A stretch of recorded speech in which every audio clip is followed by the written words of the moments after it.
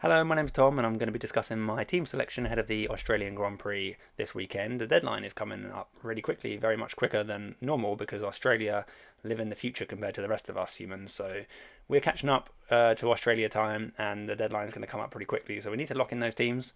I think a lot of people, like myself, are probably not going to change anything. Maybe one or two changes, but probably just not going to do anything. I've got three substitutions available.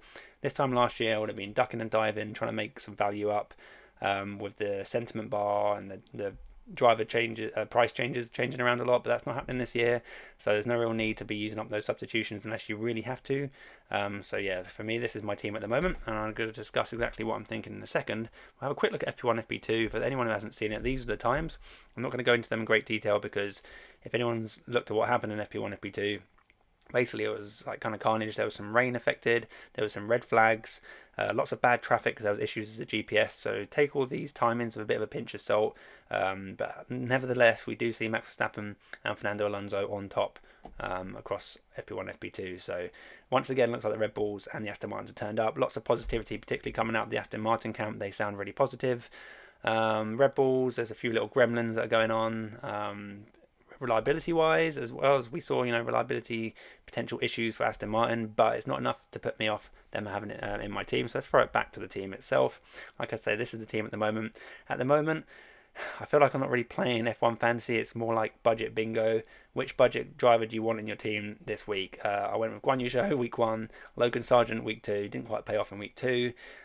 Week 3, do I stick with Logan Sargent? Do I twist with someone else? And if I'm going to go with someone else, I'm kind of tempted with Nick De Vries. I think he looks pretty solid.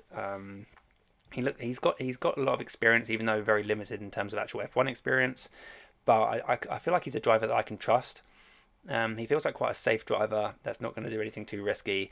We know the AlphaTauri is pretty slow this year. It's one of, if not the slowest car on the grid this year, and therefore I would expect Nick De Vries to struggle to get out of Q1, which should set him up quite nicely for the race. The only reason really, apart from that, because I kind of think the same for Logan Sargent as well. But I do think that Logan Sargent worries me ever so slightly because we've seen a couple of reliability issues. His car shut down in practice today. We saw the brake issue, I think it was, with Albon in Saudi Arabia. Already we've seen a couple of things going a little bit wrong with the Williams. Where last year the Williams reliability was overall very good. Which is why I went quite comfortably into picking Logan Sargent for the second race week. But I think this week I'm considering switching up to Nick De Vries.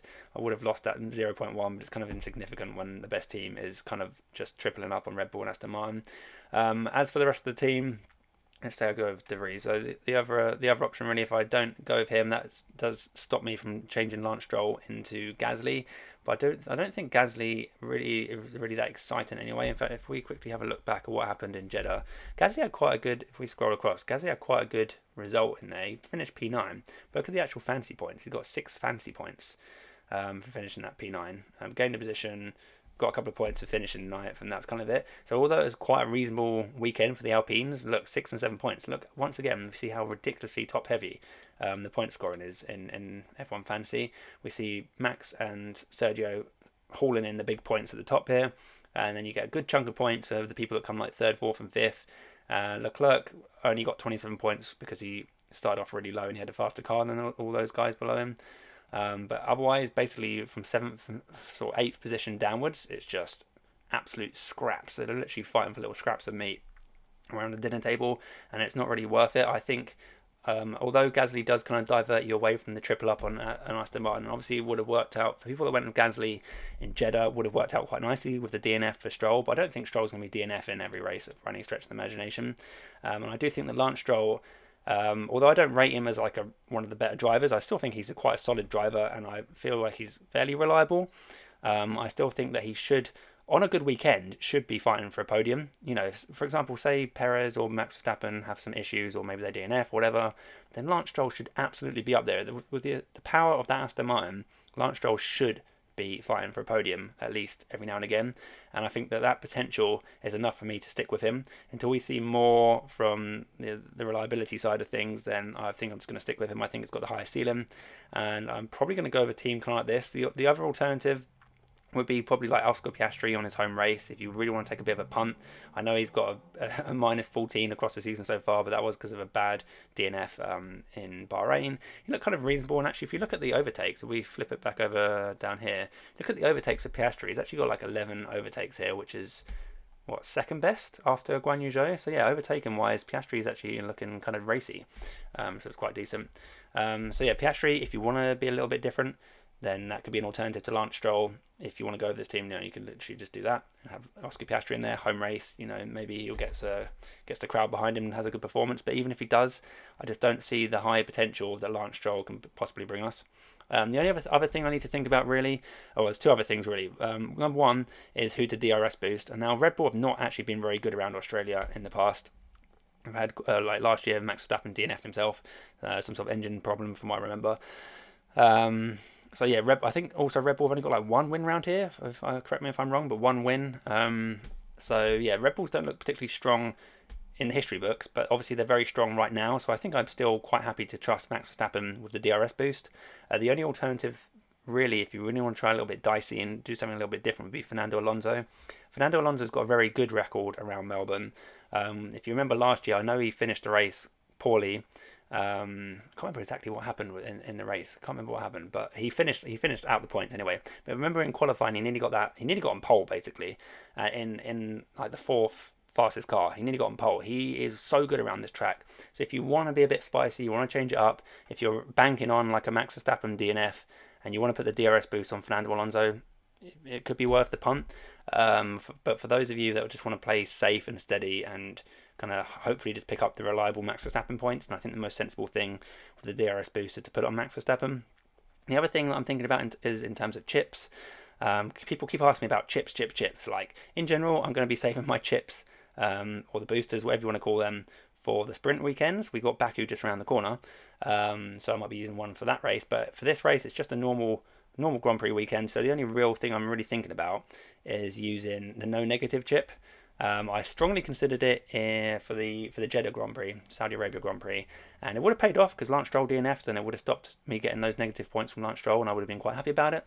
Especially when all our teams look really, really similar. Using the no negative chip, whilst our teams are almost identical, really does put you a nice boost ahead if there are DNFs. Obviously, if there are no DNFs, it's kind of a waste of a chip. But at the same time, if you waste a chip, it's not the end of the world. The no negative chip is one of the weaker chips in my mind.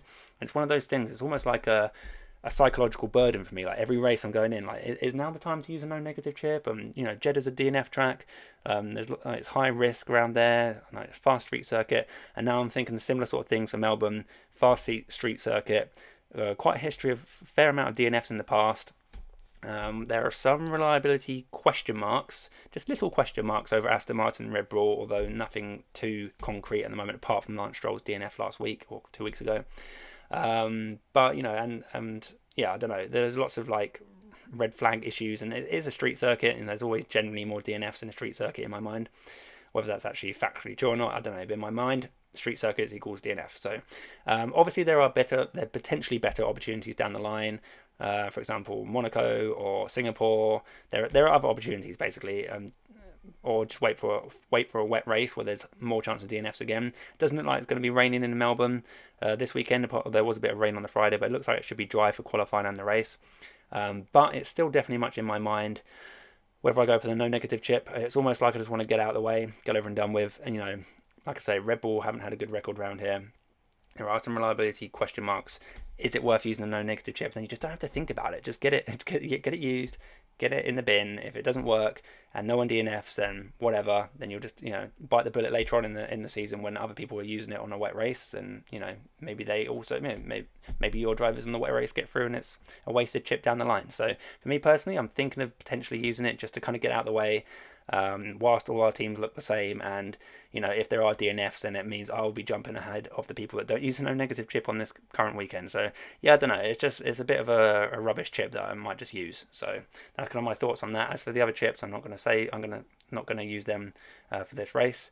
But yeah, that's kind of it where I'm settling on my team at the moment. I think I'm probably going to go pretty much like this. It's between Nick De Vries and Sargent. I'll have a little bit more of a think about it before the actual deadline. But yeah, this could well be the team going into it. The only other thing is the DRS boost, but like I said, I'm probably just going to stick on Max Verstappen and hope for the best. I feel like being different for different sake is probably not the most sensible thing. So yeah, Max Verstappen probably the best option. So yeah, that's it for me for the next few weeks actually, because we haven't got a race because we've got a big old Chinese Grand Prix shaped hole in April. So I'm not going to be about for the next few weeks. Next race will be in Baku at the end of the month, and I'll hopefully be around for that. A little bit of news just to round things off on a slightly more positive note, because F1 Fantasy is all negative.